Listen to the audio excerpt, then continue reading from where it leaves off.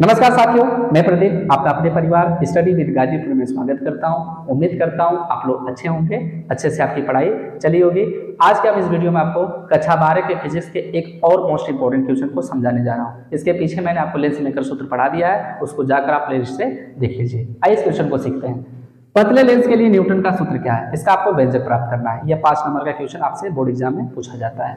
तो सबसे पहले इसका आप चित्र बनाना सीखिए, चित्र के बारे में लिखना सीखिए, फिर इसके बाद इसका डेरिवेशन कैसे करना आपको मैं सिखाता हूं। देखिए, सबसे पहले आप इसका चित्र बनाना सीखिए। तो यह एक उत्तल लेंस है, एक उत्तल लेंस, और इसका यह मुख्य अक्ष हो गया, यह है मुख्य अक्ष, ठीक है। और मुख्य अक्ष को प्रकाशिक अक्ष जिस बिंदु पर काटता है उसे हम कहते हैं प्रकाशिक केंद्र, और प्रकाशिक केंद्र को यहाँ पर हमने सी से प्रदर्शित कर दिया, ठीक है। सी क्या है? प्रकाशिक केंद्र हो गया। लेंस के सामने, उत्तल लेंस के सामने एक वस्तु रखा हमने, वस्तु का नाम दे दिया हमने ओ डैश। ओ डैश एक वस्तु है, वस्तु को ही हम बिंब के नाम से भी जानते हैं, इस बात को याद रखना। वस्तु या इसी का नाम बिंब है, ठीक है। बिंब माने वस्तु होता है। अब इससे चलने वाली प्रकाश की किरण, ठीक है, यह मुख्य अक्ष के समांतर आपतित हो रही है। देखिए ध्यान से, यह लेंस पर मुख्य अक्ष के समांतर है, तो मुख्य अक्ष के समांतर चलने वाली प्रकाश किरणें जब उत्तल लेंस पर आपतित होती है तो अपवर्तन के पश्चात यह द्वितीय फोकस से होकर जाती है। तो यह कहां से होकर जाएगी? यह द्वितीय फोकस से होकर जाएगी, अर्थात F2 से होकर जाएगी, ठीक है। इस बात को याद रखिएगा, अपवर्तन के पश्चात यह द्वितीय फोकस से होकर जाती है। कौन सी किरण? जो मुख्य अक्ष के समांतर आपतित होती है। अब दूसरी किरण जो प्रथम फोकस से होकर जा रही है, ठीक है, दूसरी किरण प्रथम फोकस से होकर जाती है। तो जो प्रकाश किरण प्रथम फोकस से होकर जाती है वह अपवर्तन के पश्चात मुख्य अक्ष के समांतर हो जाती है। तो यह मुख्य अक्ष के समांतर हो जाएगी इस तरह, ठीक है, यह मुख्य अक्ष के समांतर हो गई। तो यह दोनों किरणें एक दूसरे को जहां पर काटेंगी वहीं पर वस्तु का प्रतिबिंब बनेगा। तो यह प्रतिबिंब देखिए इस तरह बनेगा, ठीक है। यह प्रतिबिंब को हमने मान लिया आई डैश, ठीक है। आई डैश क्या है? प्रतिबिंब है। किसका प्रतिबिंब है? वस्तु ओ डैश का यह प्रतिबिंब बन गया, ठीक है। अब ध्यान से देखिए, यह वस्तु है, जो भी दूरी मापी जाती है वह प्रकाशिक केंद्र से मापी जाती है। तो यह वस्तु की दूरी को हम दर्शाएंगे यू से, ठीक है। और F से O के बीच की दूरी को, F1 और O के बीच की दूरी को आपको x1 से प्रदर्शित करना है, और F2 और I के बीच की दूरी को आपको x2 से प्रदर्शित करना है, ठीक है। और वक्रता केंद्र, ध्यान सुनिएगा, वक्रता केंद्र, सॉरी प्रकाशिक केंद्र, वक्रता केंद्र प्रकाशिक केंद्र, प्रकाशिक केंद्र और द्वितीय फोकस के बीच की दूरी को आपको F2 से प्रदर्शित करना है, जिसे हम फोकस दूरी कहते हैं, ठीक है। प्रकाशिक केंद्र C और F2 द्वितीय फोकस के बीच की दूरी को आप द्वितीय फोकस दूरी कहते हैं। अब C और F1 के बीच की दूरी को आप F1 से, स्मॉल F1 से प्रदर्शित करिएगा। यह स्मॉल F2 और यह स्मॉल F1 से प्रदर्शित करना है, ठीक है। इसको हटा देते थे, इसमें आप कंफ्यूज मत होइएगा, ठीक। F1 और C के बीच की दूरी को हमने स्मॉल F1 से प्रदर्शित किया, C और F2 के बीच की दूरी को हमने स्मॉल F2 से प्रदर्शित किया है, और F1 और O के बीच की दूरी को हमने x1 से प्रदर्शित किया है, और F2 और I के बीच की दूरी को x2 से प्रदर्शित किया गया है। इतनी बात समझ में आ गई? आप सुनिए, अब इसके बारे में आपको लिखना है। तो कैसे लिखेंगे? मैं लिखता हूं यहां पर, माना O डैश एक वस्तु है, माना O डैश एक वस्तु है, वस्तु के O डैश सिरे से चलने वाली प्रकाश की किरण, चलने वाली प्रकाश की किरण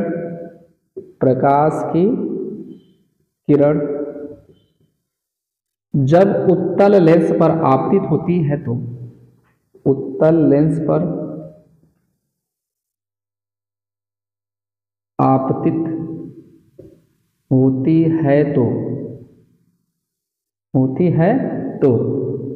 किस पर आपतित होती है?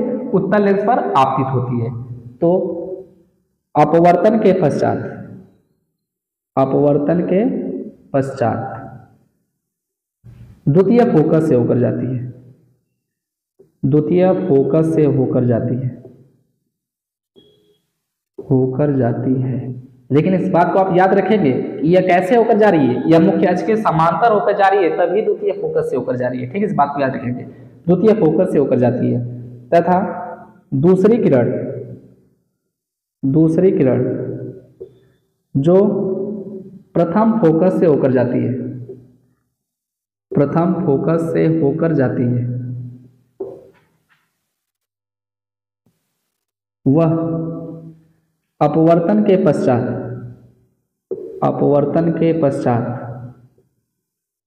मुख्य अक्ष के समांतर हो जाती है, ये दोनों किरणें एक दूसरे को जहां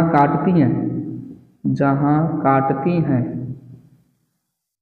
वहीं पर वस्तु ओ डैश का प्रतिबिंब आई डैश बनता है। ठीक है, क्या बनता है? आई डैश, या आई डैश बनता है। ठीक, अब चलिए अब इसके डेरिवेशन को करते हैं। अब इसका डेरिवेशन आप कैसे करेंगे, ध्यान दीजिए।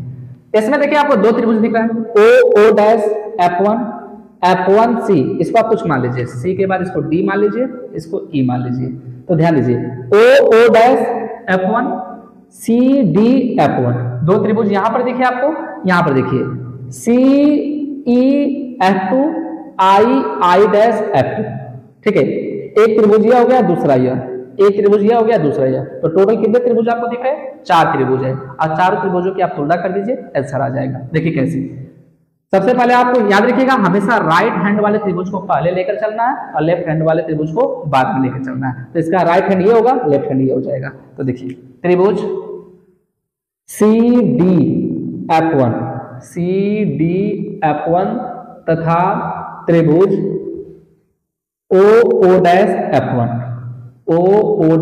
F1 एक समरूप त्रिभुज है,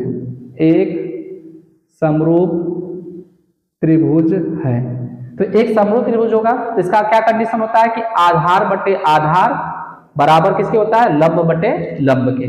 तो भुजाएं आपस में क्या होती हैं? बराबर हो जाती हैं। तो यहां पे लिखेंगे हम लंब 1 बटा के लंब 2 बराबर आधार 1 बटा के आधार 2।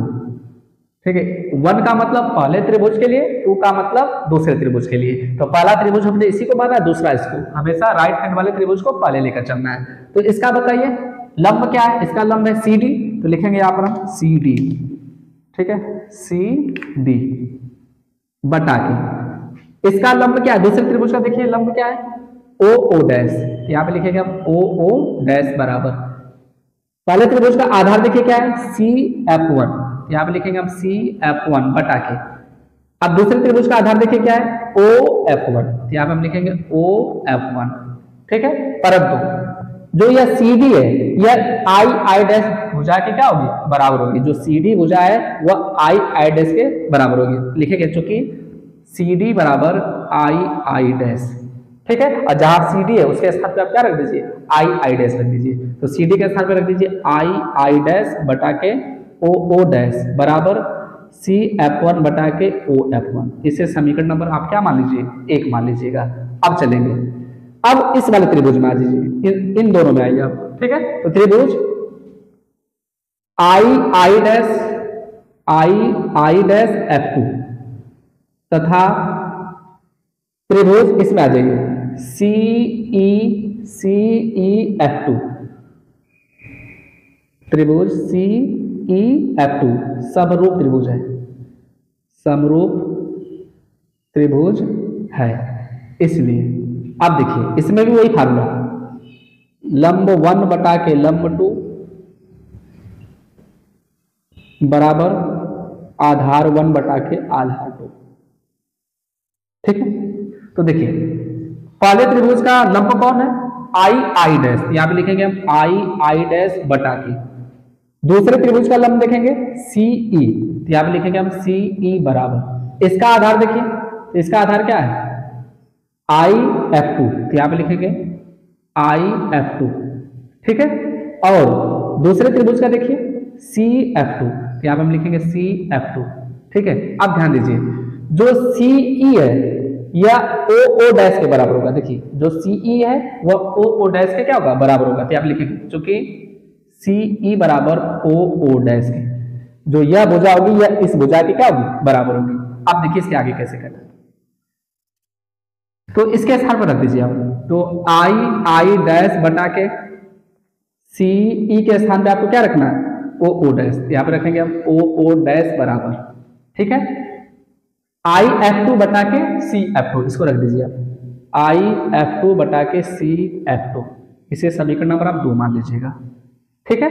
अब समीकरण 1 और समीकरण 2 का लेफ्ट हैंड देखिए बराबर है, ठीक है। तो इसका राइट हैंड क्या हो जाएगा, बराबर हो जाएगा। तो लिखेंगे हम समीकरण 1 तथा समीकरण 2 से। तो समीकरण 1 और समीकरण 2 का देखिए लेफ्ट हैंड बराबर है, तो राइट हैंड को भी बराबर कर दीजिए। तो CF1 बटा के OF1 बराबर IF2 बटा के CF2। अब CF1 देखिए, तो CF1 का मान क्या है, यहाँ पे देखिए CF1 का मान F1 है, तो इसको रख दीजिए आप F1 बटा के OF1 का मान देखिए, तो OF1 का मान आपने क्या माना है, X1 है, तो यहाँ पे आप मान रख दीजिए X1 बराबर IF2। देखिए IF2 की वैल्यू क्या है, X2, यहाँ पर रख दीजिए आप X2।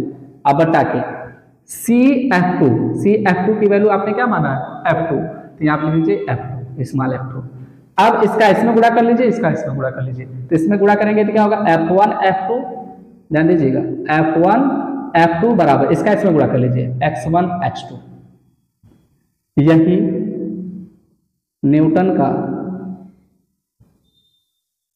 न्यूटन के लेंस का सूत्र है, ठीक है। लेंस का क्या है, सूत्र है, ठीक है।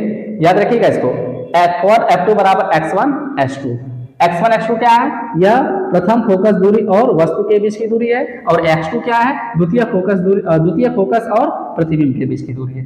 इस बात को याद रखिएगा, ये बहुत ही इंपॉर्टेंट डेरिवेशन है, मैंने जो आपको इजी तरीके से समझा दिया, ठीक है। यदि ये बहुत ही इंपॉर्टेंट था जो मैंने आपको समझा दिया, ठीक है। इस क्वेश्चन को बोर्ड एग्जाम में जाने से पहले एक बार जरूर पढ़ के जाइएगा, और ये वीडियो कैसा लगा आपको नीचे कमेंट करके जरूर बताना, और ऐसी वीडियो को देखने के लिए चैनल को सब्सक्राइब करना ना भूलिएगा, ठीक है। मिलेगा आप इसके नेक्स्ट डेरिवेशन में, तब तक के लिए धन्यवाद। इसका एक स्क्रीनशॉट ले लीजिए आप।